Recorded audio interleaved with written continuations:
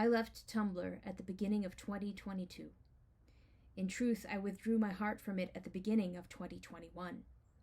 I left for many reasons, each one long enough to fill a blog post. This one is about Squigglydigg. For many years, I was part of a really wonderful fan community that sprang up around a series of animated music videos.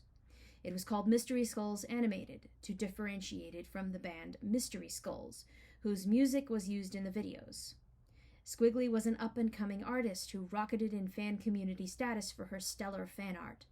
She was lauded and loved and pedestaled for a long time.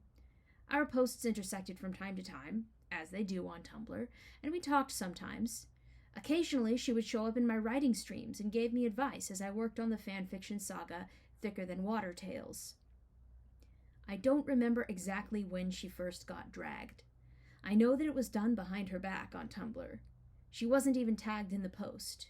It was allowed to circulate for a long time before she saw it, so she got to see a list of people who liked the call-out post, several of whom had seemed like her friends before. Months, years passed, and she got called out again. And again. And each time I watched, bewildered but silent. It didn't seem right, but I was afraid. Lines were being drawn, and I didn't want to stand anywhere when the lines made no sense to me in the first place. I thought I knew what was right, but I didn't know how to say it, and I was afraid of the anger. I kept silent. Each time the furor seemed to die down. Squiggly made her way through animation school, still with many people cheering her on. She was even invited to work on the 4th Mystery Skulls animated video, The Future.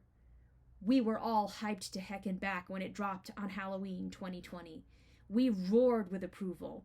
We tossed around theories and some criticisms. We brainstormed new ideas. The fandom was rejuvenated and ready for another round of creativity.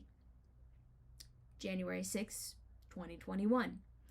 The Capitol riot broke out, or whatever the hell you call what happened that day. Then a comparatively smaller event on January 11, 2021 rolled around. The Mystery Master, first video creator, himself told us that Squigglydigg was removed from the team and would never be associated with the project again. The fandom Discord server moderators then told us that she had also been removed from the server to protect everyone. Bewildered, I backtracked through the situation. Not only were all her previous cancellations dredged up, but news statements she'd made regarding January 6th had been added to her ledger. I read many posts, both from her and from people who had compiled her sins. I will not cite posts or argue further because I feel I have read enough. But here is my conclusion. I believe Squigglydigg had the right to say what she said in each case. I found Squiggly's posts regarding her January 2021 situation to be the most coherent and reasoned posts that I read. Many cancel posts I read ranged from incoherent to personally vengeful, and most things I read didn't take into account anything she had to say about the situation. I did not find even the calmest among the opposition to have a compelling argument at all. I was silent because as I look at myself, I find I have the weakness called cowardice.